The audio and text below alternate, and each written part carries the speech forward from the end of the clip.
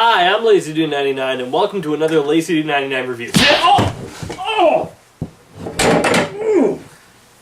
What? That's what you get for stealing my look. The fedora and shades is my thing. You son of a...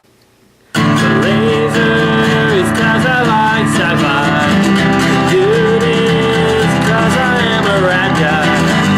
99 is 'cause I like Wayne Gretzky. That's why I'm LazyDude99. Lazy time and we're gonna do a review. Yes, we're gonna review and talk about movies and comics too. Let's all go on to review.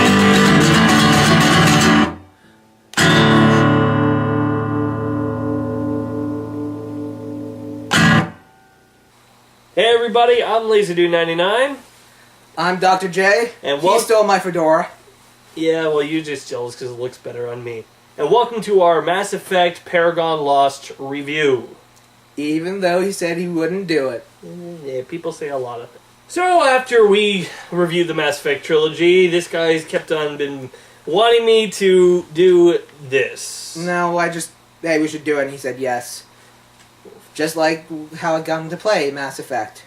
And quite recently, Fallout. So if you don't know, Mass Effect is a video game series about this guy that's called Commander Shepard, saving the universe, and you are... We already covered all this in one. Yeah, I'm just... For those who might not know. Now, the thing is, I guess it shouldn't really matter, because if you don't know anything about Mass Effect, you'll be totally lost watching this. Indeed. This animated movie, made by Funimation, is basically only tailored to people who have played the Mass Effect games. But at the same time, they have enough misinformation or just stuff playing wrong that'll drive us crazy.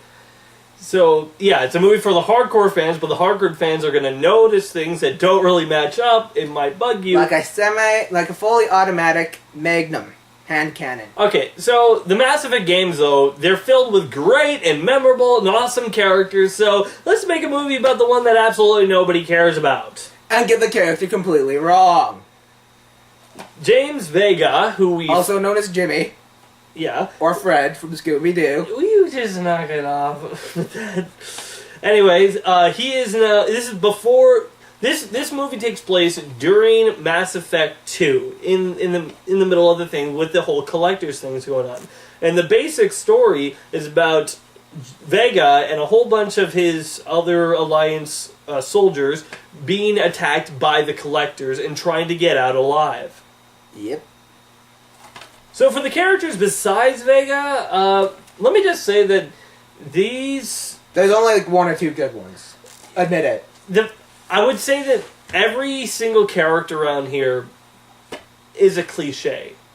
I mean, there's the cliched love interest, the cliched tough girl, the cliched jerk guy, the cliched, even though he's kind of cool, cool guy, the sniper. Every other character... There's the brown noser. Yeah, there's the geek. Every one of these characters I found was pretty unoriginal and, for my taste, most of them uninteresting. And the fact that they get Jimmy Vega, the main character of your movie, wrong compared to the game counterpart. Well, what do you think is wrong about him in this? Well, look at Mass Effect 3, Jimmy. He's a complete dumbass. That's playing it politely, and you all know it. And in this, she's just stereotypical 80s steroid-abusing action hero. So, the thing you were complaining that they got wrong is that they made him smarter. Yes. They gave him average intelligence. Is that a bad thing? Honestly, a little bit no, but at the same time, yes. It's quite a double-edged sword here. I prefer smart Vega over dumbass Vega any day, but still. Get your source material right, people. Okay, let's see. Especially since this is an official prequel to Mass Effect 3. Even though it takes place during Mass Effect 2. Yep. Now, here's the thing. The animation of this movie is frustrating to me. Very, very frustrating, because on the one hand, it's kind of regular animation, kind of shell shaded, but not. But on the other hand, they have all this computer graphics molded together in almost every single scene, and it doesn't mesh well. It's distracting, and the lip movements. I don't know if this was originally Japanese, and then they just did an English version, but well, they tried to do an anime. yeah. Western-made animes don't do so well in the animation usually. Exception being The Last Airbender, but No, I have to disagree with you on that. oh, don't you get my fan? They'll kill you. The animation for The Last Airbender. I'm is surprised awesome. they haven't killed me with the Resident Evil comment. Well, they're not gonna talk about that anymore. Anyway, It's just a minute 20. shut up. Anyway, it takes a lot of great animators to take a computer graphics and 2D style of animation, put them in the same scene together, and make them seamless. There are some movies that can do it, like Spirit, the Stallion of the Cimarron did it well, and Treasure Planet. That was did a good well. movie. I I like it. watch my review and you'll know what I think of it. Anyway, but the thing is, even in those movies, the computer animation and the 2D animation meshed extremely well together, and it was well done. Here, it stands out like a sore thumb. You know the series that mixed well 3D and 2D animation better than this? What? Invader Zim. Well, yeah, And admit it, that's a better watch any day of the week. but there's not a lot of stuff that can compare with Invader Zim. I mean, Invader Zim is just awesome. Yeah, it's. I would say that it's bad animation because personally, it doesn't flow. A lot of the well. characters were blocky. Yeah, and there was no expressions on their faces. Like the armor is kind of blocky, but not as blocky as it was in the movie. You mean in the in the game? games. It's not as blocky as it was in this movie. The game looks more like futuristic football armor. Yeah, well, I don't know. The thing, and also one thing looks more like is Ultraman. when they all had their helmets on, it was hard for me to actually point out, which character was which. Yeah. If Vega didn't have that little medal on his chest, I wouldn't have been able to tell that What are it you was talking him half about? the time. Vega's like twice the size of everyone. I know, but when they have a zoom up on him... But I found a lot of the expressions of the characters to be very deadpan and very lacking emotion in all of them. And I found like the Asari in here. She starts as, I hate all these military people, and I don't think they're any good. I think they're stupid. And then there's the biotic guy in here who's just like, hey baby, and he's grabbing girls' arses. You wanna know what the worst part about their story is? She's an archaeologist. Does that sound familiar to anyone who's played the games? And who's seen the review of the first one knows what I think. He doesn't like Liara. No one should. Well, it's not as bad as Jack. Anyway, the thing is, I really found the voice acting in this film to be pretty, not that great. Personally, I found like the guy who's, there's a Krogan in here. There's a couple of Krogans, but at the beginning, but Two. yeah, but I found like he wasn't doing he didn't sound like a Krogan, it sounded like a guy doing a Krogan. Like when I do a Krogan voice, I would talk like this. But that's not how really Krogans That talk. sounds like a dinosaur mascot. Yeah, something like that. But you know, I'm a Krogan. If I, look... Come down to Dino Burger! Anyway, if I was to sound like if I was to take that type of dialogue and put it in this movie, it would sound about the same as what we got. It doesn't sound like a Krogan, like an actual muscle-bound, deep-throated creature. Beast of Yeah. tank. It sounds like a human doing a Krogan voice. Eat Or my a dinosaur cereal. mascot. Eat Krogan cereal. It is good for your health and will cure your genophage like that. Made of 100% by Jack. Only people who play the games will get that. Cut that out. Okay, I don't even get that. Let's see. Really, the only two good voice only good voice actors, Vic Mignogna, who plays Menser in the movie. Yeah, there's this. I think since we're bashing this movie, it's okay if we give spoilers away. Excellent. Because, it's okay if you give spoilers away if you really don't really want someone to see this. So, there's this Cerberus agent in the movie that you find out, and I guess, yeah, he does do a good job, because he does sound menacing, but his whole entire plot is totally contrived, and it really doesn't make any sense. And complete opposite to what Cerberus was up to in Mass Effect 2. Cerberus was trying to stop the Collectors and save the colonies. Humans! Save the colonies and stuff like that, yeah. But, Spencer was working with the Collectors. yeah, he's working with them, which makes no sense. First of Which all... are butt ugly in this movie. Yeah, not really that menacing either. No, or up to scale. And we like never heard anyone say, ones. assuming control. Yeah, that was, as nerds, that was disappointing. That would I mean, like, even if that just happened once, where you had one of the Collectors doing that, you'd be like, oh shoot, now crap just got real. Yeah. But nope. Only one talks and very little English. Just gobbledygook. Yeah, like, not what you'd expect from the Collector leader. Like in the game, they spoke English.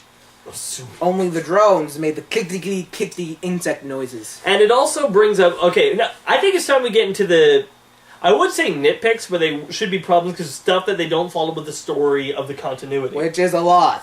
First thing that I kind of, when they like, the Asarian here goes into the mainframe and finds out, oh, they were Protheans, but there's a scene in here where, like, the Protheans are all bowing to a Reaper or something, they say, you will follow our orders. That's not how it worked. Nope. The Reapers took control of their brains and basically remote control them to do whatever. them, mutated, They're augmented. basically like robots, drones to do whatever they want. Yep. They don't have a mind of their own. They're not willingly or forcibly serving them. They are basically just... They're advanced husks, almost, that can just do whatever they want. Husks... So Husks are Mass Effect's equivalent to zombies. These would be like... I don't know, not zombies. I'd say zombies. The Protheans, I mean the Collectors. Collectors, no. Husks, yes. Collectors would be like zombies that are zombies but still remain all of their intelligence. So, Marvel zombies. Must resist Resident Evil 6 joke. Change the topic. Okay, so what else is there that was wrong in this? That was First mistake I noticed was the blue transports in the opening. Yeah? Because chronologically, they didn't get that. The Alliance didn't get the transports until Shepard handed over the Normandy back to them. Oh, After is that a Mass Effect 2. storyline thing? That they did? Yeah, like, I thought that's a storyline. If you talk to Steve Cortez in the beginning of the game, he's like, yeah, this is really cool. Cerberus knows how to make their stuff, but we can make their stuff better and rub in their faces. And it has a cooler blue paint job. So, okay, so those machines... I mean, if you like the blue ones better. If they were red, that'd be cool. Anyway... Then they'd be richer. Anyway, then you also have the thing that throughout the majority of them, they're all using, like, pulse laser weapons. Yep. Where the majority of Mass Effect games, you were using ammo and actual... There are only 2 energy-based weapons in the entire series. The Geth Pulse, 3. The Geth... 4. My favorite assault rifle, the Geth Pulse rifle. Which the arc pistol from the 3rd one. The Particle Beam. And what was the Geth Plasma Shotgun. Yeah, and... Which is amazing! And I don't think any of those... Well, and none of those are Alliance weapons, are Nope. they? No, so... Or Krogan weapons, Nope. so there's no reason or why... Collector. Oh yeah, and the beam is a Collector. It's questionable because it's Prothean as well. Yeah, but it was... You first pick it up fighting the Collectors. Yeah. So anyway, though... There's 2 versions of it, so... But anyway, even if it was that thing is a big, straight yellow beam. These are green laser weapons. So, those stuff like that might sound like nitpicks, but it'd be like if you're watching a Star Wars movie and all of a sudden they say, fire your phasers. That would drive people insane. It would. I mean, like, to someone who's not a Star Wars or Star Trek fan, it wouldn't be a big deal. But for someone who is a fan of the series, it bothers you. They're jumping to hyperspace and they say, engage. Or punch it. Yes. In Star Trek. But it's little stuff like that. Here's the Drives thing. geeks insane. And here's the thing, it wouldn't be that big of a deal if this was a standalone movie that anybody, whether you played the games or not, can watch. could watch. Yeah, But it's not. it's not. You had It's to play at least the first game to understand quite a bit of plot points. yeah, so Like, what's a biotic? They don't explain it. and they kind of screw up the biotic because he's Yeah. like, I need They bionic need like energy ammo cells. or something like that. You never needed that. If It's implants into the brain. the only thing that you They had to cool down, yeah, but that's still, it. That no you have- energy cells. You can't shoot 1,000,000 a minute. You have to let your powers recharge. But that's not what they got. They have this guy who's like, Oh, I only have one more power shot. I'm just like, One shot left. and I don't know. It's the pacing of this. What this movie really struggles with is what it is. Okay, it's a sci-fi, but sci-fis can be anything from drama to fantasy To comedy. To comedy, Red yeah. Dwarf. So yeah, or Galaxy Quest. Invaders them. Exactly.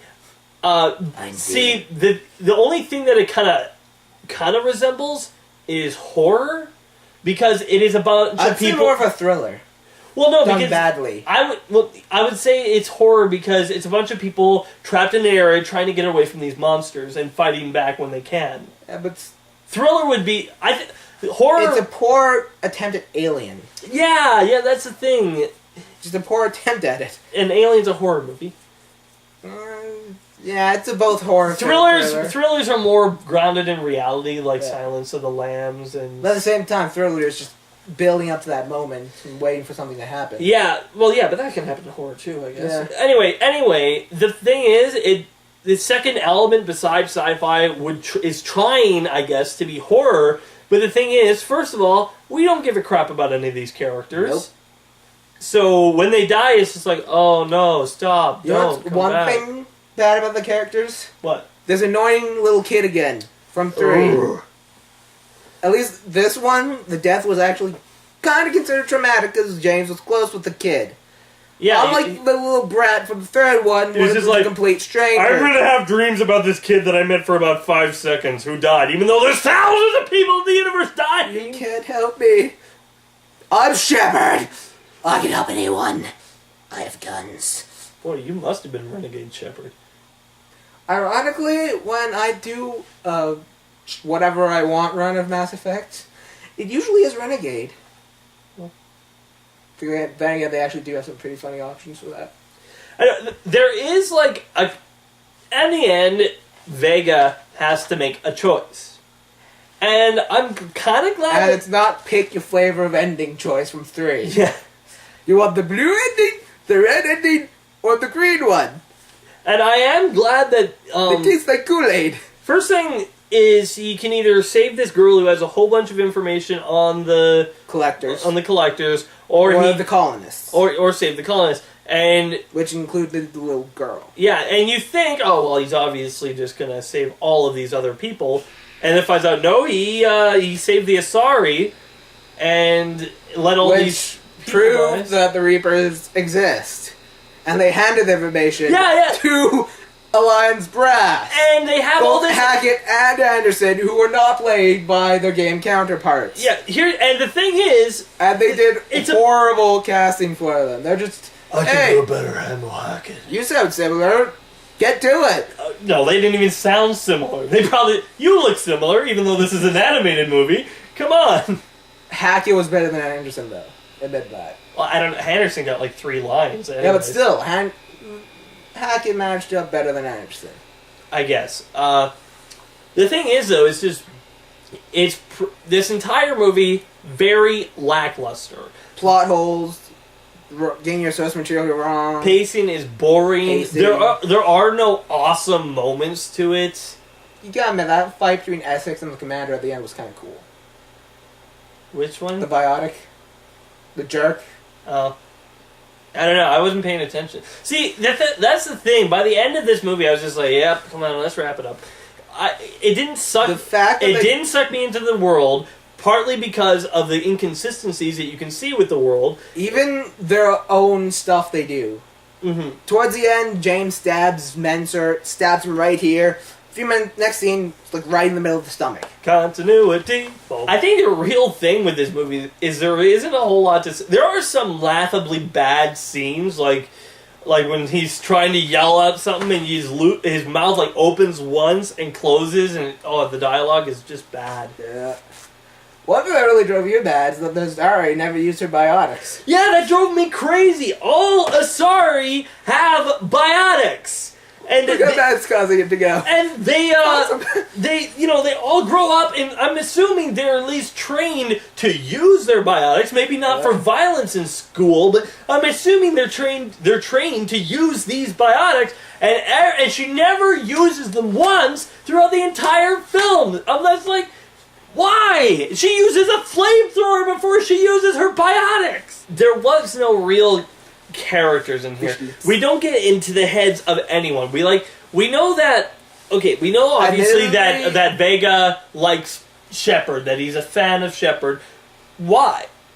Maybe that's one thing. They never explain who Shepard is. Yeah. So if you've never played. Oh, hey, this looks good. What's this? Who's Shepard? Why is he so important? Is he a man or a woman? I think that's They just say Shepard.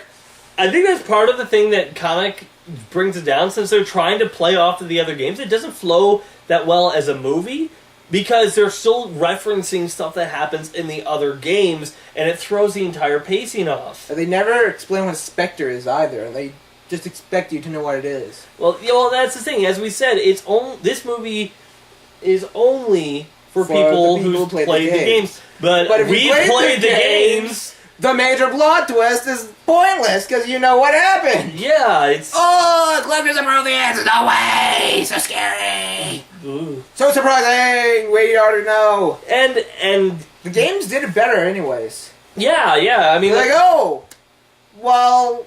Like, when you find... Okay. When you find... Wait, you mean the proteins? Yeah, that's like a serious plot twist in the game, because you're just like... for this. You're just like, whoa. They basically took this great species that was and made them slaves, made them drones and just brainless zombie soldiers. The thing, all I have to say about this is basically what we've said: voice acting not that good, except for Vic Mignogna. I think I'm pronouncing that right. Animation distracting, bad, and the lip sync is awful, and the expressions on people's face are so blank. Except when they want to show happiness, they go sad. There's nothing under even when the girl was pretty much the only way to show emotion. Yeah, even when there was characters that was saying something really important, their eyes were dead. There was a time where I was watching the girl talk and she didn't blink for about 10-15 seconds. Did and she just blink in this movie? What? Did anyone blink in the movie? I don't know. I just looked at that scene because if we were to talk through the entire review like this, not showing any emotions and just sitting still and doing everything like this, people will get bored because we are talking and not moving and not showing any expressions. They might as well not even be watching. They might as well only be listening. And me not talking with my hands. Yeah, or moving my head. Moving and just talking like this, even if it's not much, it shows emotion and living. And so there are moments when she's just talking like this and looking at the camera and not and you see in other animated films where if they're just talking in a scene like this, they'll just look over, blink, look, and just look around. Just slight movements like that make a scene. Don't want to scare them. Make a scene much more. I think worse. Much more interactive. Honey Boo Boo? I am never showing a clip. Nightmares all over the place. Okay. Nightmares. Okay. So, I think that's basically all I have to say of this. If you're a fan of Mass Effect, I think this movie would make you more mad. So, here's a question for you. So it's Mad Effect. Was there anything you liked in that movie? There is this one sniper character that we've been talking about who's kind of cool. He says, I keep on covering your ears, free drinks for life, okay? If we get out of here alive, free drinks for life. Somebody fire that fly boy. I'll go one better for you. I quit. That was alright. Okay, maybe, there might be a couple of alright lines, but in the end... And one definitely good thing about this movie, it has the Mako. The Mako's in it. Anyways. Mako. Anyway, in the end, Mass Effect Paragon Lost is lost in a lot more ways. What does that even mean? What is the Paragon? Where did they lose it is a good choice, usually in the games. Paragon okay, Renegade. yeah, right. Could it be because he did the more Renegade option and went for the Asari instead of the Colonists in the end? Maybe, but... Anyway, I think it's time to wrap up, so... you don't do ratings, but I do, so... Let me hold that. Okay, it's my movie anyways. I'm giving Mass Effect Paragon Lost 3.5 out of 10. To me, it's lost a whole lot more than this Paragon. It's pretty... That's kind of generous, don't you think? 3.5 out of 10? Yeah. Average is 5. Like, wouldn't it be like a flat out 3? Debatable. Why do I... The thing is, I didn't hate watching it because there wasn't stuff about it that really pissed me off, except for the Asari not using their powers. There's just a lot of stuff that I just didn't find interesting. I thought it was a very uninteresting movie to me, and typical and predictable. I put like so I would say it's on the edge of I hate it, but I don't really hate it. It's not a movie that really works on any real level. Okay, another question: better or worse than Batman and Robin? Do you remember what I gave Batman and Robin? No, I just saw the opening part with you chasing around Chris. It was a 0 out of 10. Alright, that answers that question. Yeah. There's one movie I've seen that probably would get a -1. But I'm not going to talk about that. Anyway, so I guess you're not going to rate it, so what would you say about the movie? How do you feel about it? I'll give it a rating. Monkey out of 10. A monkey? Yes. Just one? Yes. One monkey? Not the monkey from Jay and Silent Bob Strike Back either, just a lame monkey. So... Angry monkey. 10 little monkeys jumping on the bed, 9 fell off No, and bumped angry their head. angry monkey from Invader Zim.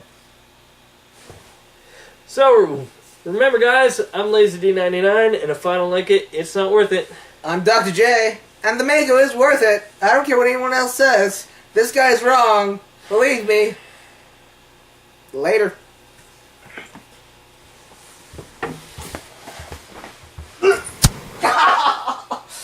It's still worth it.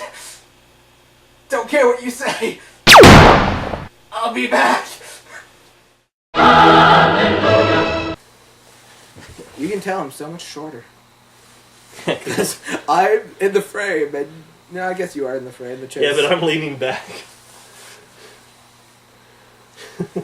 Like me. Okay. Be wearing black pants. Oh well.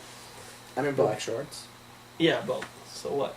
They even have white and red stripes on them. Yeah, but After I don't. shirt. Lazy Dude doesn't wear shorts. Dr. J does. Well, good for him. He also wears an N7 shirt. You should be jealous of it. Okay. Okay, ready? Yeah, well, hardcore, softcore. Anyway, so... That sounded kind of wrong. Okay, I'll cut that out. Yes. Okay. That was wrong. Shut up. But at the same time, they have enough misinformation. Invaders in for Arrested Development. What? There's always money in the banana stand! Fool! I will have your banana stand. Okay. I burned that banana stand down. Why did you do that, Mikey? There's always money in the banana stand! No touching! No touching! No touching! No touching! No touching! More touching. Okay. Where were we? I have no idea. I'm Paul W.S. Anderson! I got that right? I don't know. Let's just cut that. Just to be safe. Who's that? Resident Evil. Why is it? What's with you and Resident Evil? Why can't a man like Resident Evil? Well, you keep on bringing it up in Mass Effect. Well, this time it's because Paul W.S. Anderson's a terrible writer. Gets stuff wrong all the I'll time. take your word for it. We're gonna have another blooper video for this, aren't we? Yeah, probably. But I'll just put it at the end credits. Anyway, Works. it drove me mad. That's the phone. Can you stop the camera? Do you know how to? Yes, bite me. Oh, I didn't. I got it this time. Didn't even have to look for it. Good. It's right there. Movement really helps bring it, because if we were to talk through the entire It's Mass Effect 1 all over again. okay. Anyways, Mako. what are you trying to do? To make oh. I'm making a cake. Killing veins popping out of his head. Everybody has veins popping out of their head and invaders in. That is true. Anyway, so thanks for watching, guys. I'm LaserDude99. I'm Dr. J. And if I don't like it, it's not worth it. Except it's the Mako. It's worth it. That's it. I'll That's see it. you Come all here. around. Come here. Be sure to check out more of my other videos on my channel. And wait for more coming soon.